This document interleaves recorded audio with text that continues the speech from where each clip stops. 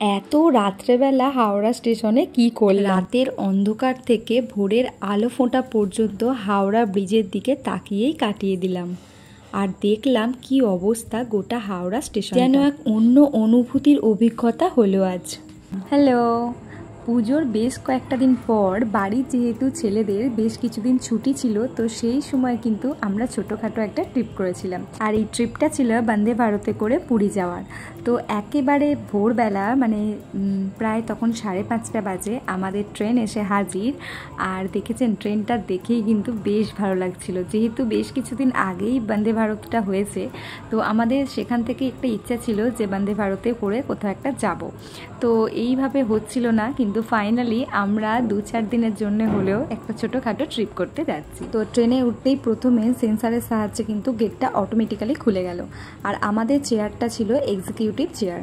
আর ছেলেরা তো এটা নিয়ে বেশ মাতামাতি করছিল, মানে রীতিমতো ছেলে তো খুব খুশি, মানে উঠেই ওর ভীষণ আনন্দ হচ্ছিল।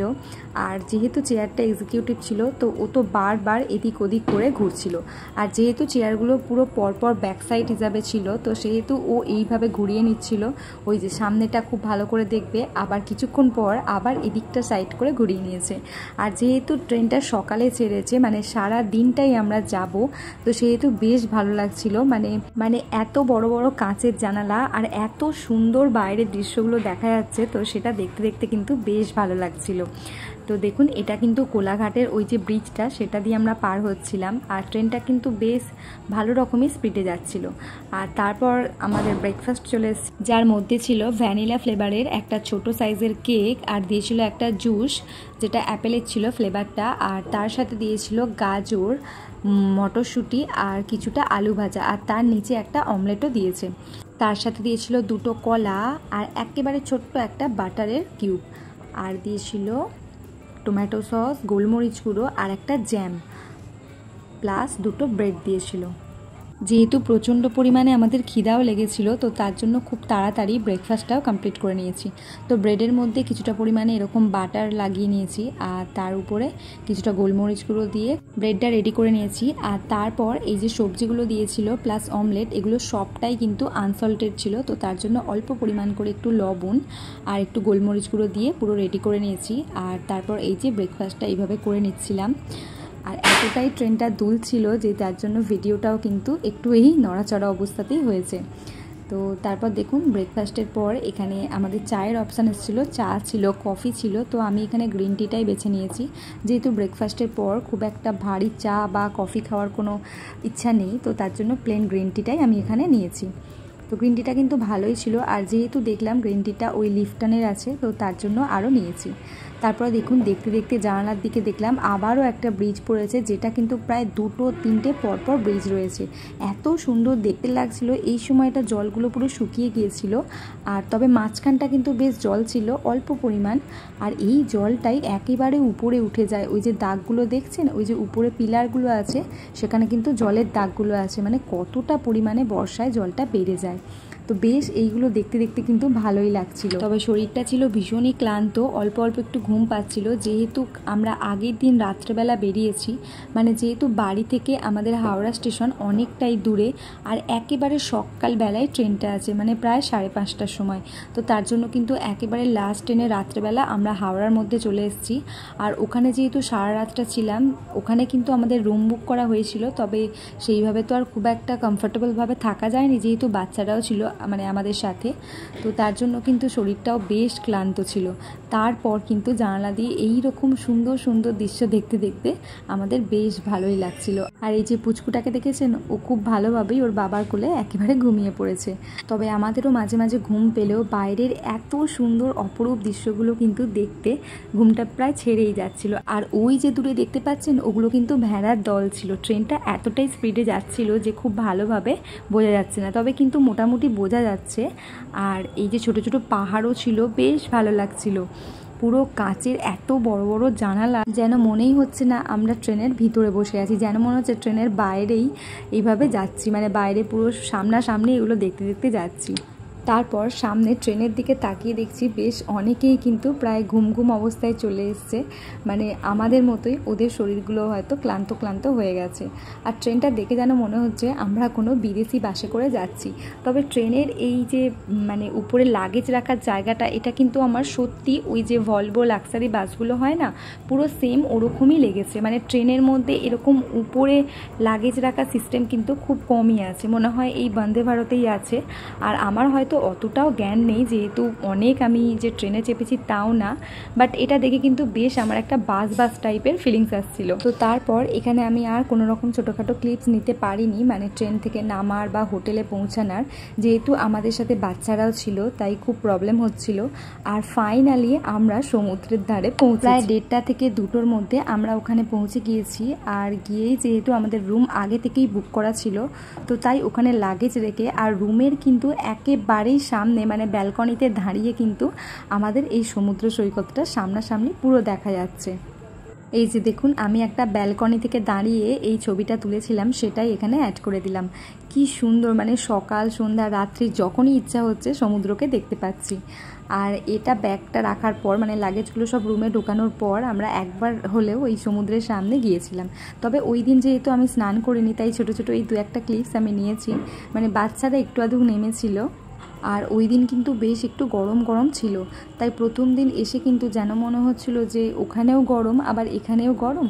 তো তারপর আবার ওয়েদারটা একটু নর্মাল হয়েছে। তো ওখানের লোক এটাই বলছে যে আজকে বিকেল থেকেই ওয়েদারটা এরকম নর্মাল হয়ে গেছে, না হলে কিন্তু এর আগে বেশ গরম ছিল ওখানে। তো আমরা গিয়েছিলাম মেনলি জগন্নাথ দেবকে পুজো দেওয়ার জন্য, দর্শন করার জন্য। আর এই যে দেখুন সমুদ্রের ঢেউগুলো কি বিশাল বিশাল আসছে, হয়তো ফোনে সেইভাবে বোঝা যায়নি। আর আমিও যেহেতু খুব একটা কাছে যাইনি, মানে এরকম দূর থেকেই জুম করে 2-1টা ছোটোখাটো ক্লিপস নিয়েছি। আর একেবারে সামনে গেলে তো খুব ভালোভাবে আরও দেখা যেত। আর সেদিনটা হোটেলের মধ্যেই সবাই ফ্রেশ হয়ে নিয়েছিলাম, মানে আর খুব একটা আমরা সমুদ্রে নামিনি। আর সন্ধ্যাবেলা সমুদ্রের ধারে গিয়েছিলাম। আর এই যে পুচকিটাকে দেখুন, ও রীতিমতো এখানে বালি দিয়ে গর্ত করছে। তো আমি একটু বকা দিচ্ছিলাম আর এটাই বলছিলাম এরকমভাবে মানে বালি ধুলো এই রাত্রেবেলা ঘেঁটো না। কিন্তু বড়রা বলছে ঠিক আছে, 2-1 দিনের জন্যই তো ঘুরতে এসেছি, ওরাও একটু এরকমভাবে মজা করুক, সবসময় বাধা দেওয়াটাও আবার উচিত না। তো সেরকমই দেখুন এই যে কতটা বড় গর্ত করে ফেলেছে, আর ওর যে কী মজাই লাগছিল এগুলো করতে। আর তারপরে সকালে মানে একেবারে ভোরবেলা প্রায় 5:30টার সময় রীতিমতো আমি আর ও এসছিলাম একটু এরকম সমুদ্রের ধারে আসতে। তখন সবাই ঘুমাচ্ছিল, আর যেহেতু হোটেলটা একেবারে সামনে সমুদ্র সৈকতে, তো একেবারে ভোরবেলা এসছিলাম সূর্য দেখতে। তো তখন কিন্তু বেশ ফাঁকা ছিল বিচটা, আর কি ভালো লাগছে দেখুন, পরিষ্কার পরিচ্ছন্ন একেবারে। আর এখানে কিন্তু একটা খুব ভালো রুলস করে দিয়েছে, মানে কোনো রকম কাগজ কাপ নোংরা এগুলো কিন্তু একেবারেই সমুদ্রের সামনে ফেলা যাবে না। আর আমরা তারপর একটু বসেছিলাম, আর এখানে কিন্তু বেশ একটু চাও খাচ্ছিলাম। তো এই যে চাটা খেতে খেতে দেখলাম সূর্য দেবতা একটু উঠে গেছে উপরে, আর যেহেতু মেঘলা ছিল তাই খুব একটা ভালোভাবে কিন্তু ছবিও যাচ্ছিল না। আর এই যে দেখুন সামনে একটা উট এসে দাঁড়িয়েছিল, কি ভালো লাগছে, কি সুন্দর সাজিয়েছে। আর তার পরের দিনে আমরা স্নান টান করে একেবারে কয়েকটা ওই সামনাসামনির কয়েকটা সাইড সিনে গিয়েছিলাম। যেহেতু পুরো বয়স্কদের সাথে গিয়েছি, মানে বাবা মায়েরা ছিল আর তারপরে ওই বাচ্চারাও ছিল, তাই আমরা খুব দূরে দূরে যাইনি। আর এই যে কাছাকাছির মধ্যে এইখানে এসেছিলাম, এখানে 108টা যে শিব আছে ওমকারেশ্বর, তো সেটা এখানেই দেখতে এসেছিলাম। কি ভালো লাগছে, মানে লাইন দিয়ে দিয়ে প্রায় 108টা শিব এইভাবে নাম দিয়ে দিয়ে কিন্তু আছে। এত ভালো লাগছে, মানে এত একসাথে এইভাবে নাম বা এত একসাথে এইভাবে শিব আমি আগে কখনোই দেখিনি। তো বেশ ভালো লাগছিল দেখতে। আর সুন্দরভাবে কিন্তু সমস্ত শিবের এইভাবে নামও দিয়ে দিয়েছে, কত সুন্দর দেখুন। যে নামটাই দেখছি সেটাই মনে হচ্ছে যে বাবা এটাও দেবতার নাম। আর এই যে দেখেছেন তারকেশ্বর, একেবারে আমাদের কিন্তু এখানে শিবের নাম অনুযায়ী এই যে তারকেশ্বরটা, এটা আমি আবার খুব ভালো করে সামনে থেকে তুলেছি যাতে করে খুব ভালোভাবে দেখা যায়। আর বাবা বারবার বলছিলেন যে এরকম ছোট ছোট কয়েকটা ভিডিও তুলে নাও, মানে দেখবো পরে। আর মানে যেহেতু এখন খুব তাড়া ছিল, যেহেতু লাইন বাই লাইন আমরা ঢুকেছি আর সবাই সামনে পিছনে মানে ঠেলাঠেলি করছে, তো তাই এরকম একটা ছোট ক্লিপসও আমি নিয়েছিলাম। তারপর হঠাৎ করেই চোখ পড়লো এই যে এই নীল পাথরে, এটা নাকি নীলকণ্ঠদেব। তো এটা আমাকে ডেকে দেখাচ্ছিল মা, বলছে এই দেখো এটা দেখেছো, পুরো নীল রঙের পুরো স্টোন দেয়া। আর এই যে এই শিবগুলো দেখুন, এগুলো কিন্তু নানা রকমের নানান জায়গা থেকে এরকম স্টোন দেওয়া শিবগুলো এনে রেখেছে, মানে বেশ ভিন্ন টাইপের অনেক রকমের ছিল এখানে। কি সুন্দর লাগছিল কালারিংগুলো। আর এই পাথরগুলো কিন্তু একেবারে অরিজিনাল পাথর। কি পরিমাণ ভিড় হয়েছে দেখুন, মানে কত তাড়াতাড়ি আমরা জাস্ট গিয়েছি আর চলে এসেছি। তো তারপর বাইরে এসেছিলাম, এখানে দেখলাম একটা এরকম চাকা টাইপের কি আছে, আর ওটা সবাই মিলে দেখছি গায়ে জোর দিয়ে ঘোরাচ্ছে। এই যে এটা কি ব্যাপারটা আমি ঠিক বুঝলাম না, মানে এতটাই তাড়াতাড়ি করে আমরা গিয়েছি আর চলে এসেছি। আর এখানে দেখুন কি সুন্দর একটা কৃষ্ণ মূর্তি করা আছে, মানে নারায়ণের স্টাইলে। আর এর নিচে কিন্তু জল আছে, আর পদ্ম ফুলের মধ্যে কৃষ্ণ দাঁড়িয়ে আছে, কিন্তু ওই জলটা এখন পুরোপুরি দেয়া হয়নি কোনো কারণে। আর তারপর এখানে আরও একটা জায়গায় আমরা ঘুরতে এসেছিলাম, যেটার নাম আমার এই মুহূর্তে মনে পড়ছে না। আর এই জায়গাটাও কিন্তু খুব দারুণ ছিল, একেবারে নিরিবিলি। আর কি সুন্দর দেখুন, চারিদিক জল, আর এই যে উপরটা, মানে এখানে শ্রী চৈতন্যদেব বসে আছেন, কি বড় করে করেছে। আর পুচকেটা তো বারবার এটা দেখছিল যে ওই জলের মধ্যে মাছ আছে কিনা, ওকে ভুলিয়ে ভুলিয়ে নিয়ে আসা হচ্ছিল যে ওই দিকে মাছ আছে। তারপর আস্তে আস্তে কি বড় একটা শিবের মূর্তি বানিয়েছে দেখুন। এখানে কিন্তু পরপর কি সুন্দর সমস্ত এরকম দেওয়ালে দেবতাদের গল্প অনুযায়ী খুব সুন্দরভাবে এরকম দেওয়ালে করা আছে। আর এই যে একেবারে এখানে প্রভু শ্রী চৈতন্যদেব এইভাবে বসে আছেন, কি যে বড় মূর্তিটা, মানে ফোনে হয়তো বোঝা যাচ্ছে না, কিন্তু এতটা পরিমাণে বড় যে সামনে থেকে না দেখলে বিশ্বাসই হবে না। তো তারপর এইভাবে ঘুরে ঘুরে আমরা মোটামুটি কয়েকটা সাইড সিন কমপ্লিট করে নিলাম। এরপর রুমে এসে বাচ্চারা আবারও একবার ওই সমুদ্রতে স্নান করতে গিয়েছিল। আর এই যে দেখুন, এখানে আমি কয়েকটা কড়ি কিনেছিলাম, তো সেটা নিয়ে ওই যে পুচকেটা খেলছে, বালির মধ্যে এরকম ঢুকিয়ে দিচ্ছিল আর বারবার এরকম খুলছিল। ও প্রথমে খুব ভয় পাচ্ছিল, তাই জন্য এখানে আমি বসেছিলাম, তো আমার কাছেই বসেছিল। আর এই যে পিছনে চেয়ারগুলো দেখছেন, এগুলো কিন্তু প্রত্যেকটা চেয়ার ভাড়া ওয়াইজ এখানে রাখা আছে। তো যেহেতু বাচ্চা নিয়ে গিয়েছি আর এতটা রোদ আমরা সহ্য করতে পারছিলাম না, তো তার জন্য এখানে কয়েকটা চেয়ার আমরা ভাড়া করে নিয়েছিলাম। আর এই যে পুচকেটা বালি নিয়ে খেলছিল, আর লাস্টে ওকে অল্প একটু স্নান করিয়ে আবার আমরা রুমে চলে এসেছিলাম। আর এই যে পরের দিনে আমরা প্রথমেই গিয়েছিলাম মন্দির দর্শনে, মানে মন্দিরে পুজো দিতে। আর যেটার জন্য এত কষ্ট করে আমরা এত দূর থেকে এসেছি প্রভু জগন্নাথ দেবকে দেখার জন্য। তো তারপর এখানে পুজো দিতে যাব, তো তাই জন্য আমি এখানে একটা সাউথ ইন্ডিয়ান এরকম কটন সিল্ক নিয়ে গিয়েছিলাম, তো সেটাই পরেছিলাম পুজো দেওয়ার দিন। তারপর বেশ অনেকটা দুপুরের পর কিছু পান্ডা এসে আমাদের রুমে ভোগ দিয়ে গেল, মানে যেহেতু জগন্নাথ দেবকে আমরা ভোগ প্রসাদ দিয়েছিলাম, তো সেখান থেকেই কিছুটা প্রসাদ আমাদেরকে পাঠিয়েছিলেন। আর বিশ্বাস করবেন না, দেখতে এত ছোট ছোট মানে এরকম হাঁড়ি, তবে এর মধ্যে কিন্তু এতটা পরিমাণে চাপা চাপা ভোগ আছে যে আমরা এখানে প্রায় 9 থেকে 10 জন ছিলাম, তো সবাই মিলে কিন্তু এই ভোগটাও খেয়ে শেষ করতে পারছিলাম না। মানে এতটা পরিমাণে চাপ চাপ করে এখানে খাবারগুলো দেয়া ছিল, এই জন্যই হয়তো বলে যে এখানকার প্রসাদ মানে শেষ আর হয় না। আর প্রসাদগুলোর মধ্যে এত সুন্দর মানে স্মেল আসছিল, মানে পুরো রুমটা আমাদের গন্ধে মোমো করছিল। আর এই প্রসাদের মধ্যে ছিল নানা রকম দিয়ে, মানে একটা তরকারি ছিল সমস্ত সবজি, তার মধ্যে নারকেল কুড়া ছিল, একটা ডাল ছিল, কিছুটা রাবড়ি ছিল, কিছুটা মালপোয়া ছিল, ভাত ছিল 3 রকমের, প্লাস আরও একটা এই যে ঘন্ট টাইপের তরকারি ছিল। আর সব থেকে যেটা অবাক হয়েছি, ওরা কিন্তু এতগুলো পরিমাণে কলা পাতাও দিয়ে গিয়েছিল, তো আমরা কলা পাতাতেই এই ভোগগুলো খেয়েছিলাম। প্রভু জগন্নাথের এই ভোগ খাওয়ার মানে অভিজ্ঞতাটা সত্যি অসাধারণ ছিল। তারপর বিকেলের দিকে আমরা কিছুটা মন্দির দর্শন প্লাস কেনাকাটাতে গিয়েছিলাম। আর এই যে ফটোটা দেখছেন, এগুলো পুরো আমার ফুল ফ্যামিলির ছবি। আর আমরা যে হোটেলটা ছিলাম সেটা হচ্ছে পুরী হোটেল। এই যে একেবারে এখানে আমাদের রুম ছিল 3 তলার মধ্যে, আর সামনেটা দেখুন পুরী হোটেল বলে লেখাই আছে। সামনেটা কিন্তু বেশ দেখতেও ভালো লাগছিল একেবারে ঢুকেই। আর একেবারে বাঁ দিকে দেখুন, এখানে কিন্তু একটা চাকা টাইপের ওই কোনারক মন্দিরের স্টাইলে কিন্তু এখানে একটা সুন্দর পুরো মানে ব্যাকগ্রাউন্ড করে রেখেছে। এখানে কিন্তু সবাই ছবি তুলছে, আমরাও এখানে বেশ কয়েকটা ছবি তুলছিলাম। আর তারপর এই যে অপোজিটে এখানেও একটা সুন্দর ঝর্ণার মতো করে রেখেছে, বেশ ভালো লাগছিল। এটা এখন চলছিল না, তবে এটা আবার সন্ধ্যার সময় কিন্তু ওখান থেকে জল পড়ছিল, বেশ দেখতেও ভালো লাগছিল। আর বেশ চারিদিকে ছোট ছোট করে গাছ টাছও লাগিয়েছিল, দেখতেও বেশ ভালোই লাগছিল সামনে থেকে।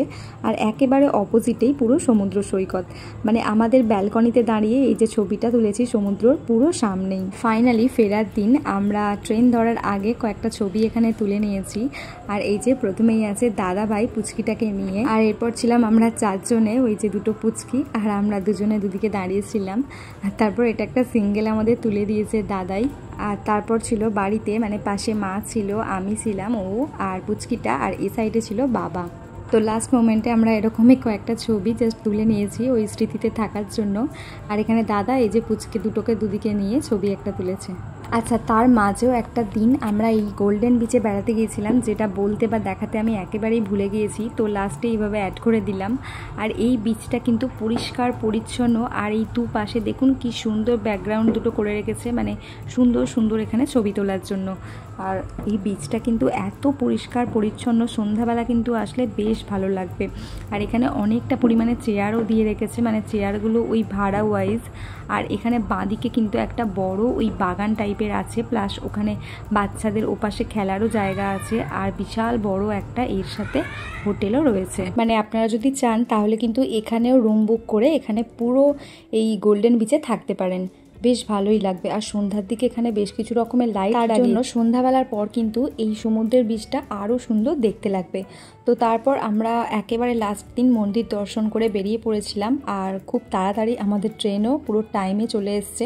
তো আমাদের ট্রেনের কালারটা ছিল অরেঞ্জ, তো ছেলে ভেবেছিল অরেঞ্জ ট্রেনে এসছি, হয়তো আমরা হোয়াইট কালার যে বন্দে ভারত আছে ওটাতে ফিরবো, বাট সেই অরেঞ্জ কালারই এসছে। তো সেই জন্য ছেলের একটু দেখে মুড অফ হয়েছিল। তবে আমার যেটা সব থেকে বেশি ভালো লেগেছে, এই বন্দে ভারতে কিন্তু সেফটিটা আপনি 100% পাবেন। মানে এখানে যেহেতু অটোমেটিক্যালি ডোরগুলো ওপেন হয় আর ক্লোজড হয়, তো তার জন্য কিন্তু মানে বাইরে থেকে কেউ হুটহাট করে উঠতেও পারবে না, মানে ট্রেনটা স্টেশনে থামার পরেও কিন্তু কেউ এক্সট্রা কেউ উঠতে পারবে না। তো ট্রেনটা ওঠার পর আমাদের কিছুক্ষণ পর লাঞ্চ দিয়েছিল, আর লাঞ্চের মধ্যে ছিল আলু আর মটরশুঁটি ভাজা, একটা এরকম ভাজা দিয়েছিল, আর ভাত দিয়েছিল, ভাতের সাথে ছিল কিছু এরকম সিদ্ধ মটরশুঁটি। তারপর এখানে কিছুটা ডাল দিয়েছিল, ডালটা খুব একটা মানে ঘনও না আবার পাতলাও না, মানে মোটামুটি জাস্ট চলে যাবে। ডালেতে একটু মেথি পাতাও দেওয়া ছিল ফ্লেভারের জন্য। তবে যেটা একেবারে ভালো লাগেনি সেটা হচ্ছে এই চিকেনটা কিন্তু একেবারে প্লেন ছিল, মানে প্লেন মশলা ছাড়া চিকেন কিন্তু এমনি খেতে খুব ভালো লাগে, তবে এই চিকেনটা না কীরকম যেন একটা মানে ধোয়া ধোয়া টাইপ ছিল, তো একেবারেই ভালো লাগেনি। আর তার সাথে দিয়েছিল এরকম আটা দুটো মানে একেবারে অল্প তেলে সেঁকা পরোটা। তো ভিডিওটি কেমন লাগলো অবশ্যই জানাবেন, মানে যেটুকু পেরেছি চেষ্টা করেছি। আর এই যে লাস্টে কয়েকটা আমাদের ফ্যামিলি ফটো তুলেছিলাম, মানে যারা একসাথে গিয়েছিলাম, তো সবাই মিলে একসাথে কয়েকটা ছবি ছিল, তো সেগুলোই শেয়ার করে নিলাম। তো যেহেতু এইরকম টাইপের এত বড় এরকম পার্সোনালি ভিডিও আমি খুব একটা বানাইনি, মানে এরকম ফার্স্ট টাইম কোথাও ঘুরতে যাওয়ার ছোট্ট করে একটা ভ্লগ টাইপের ভিডিও আপনাদের সাথে শেয়ার করলাম।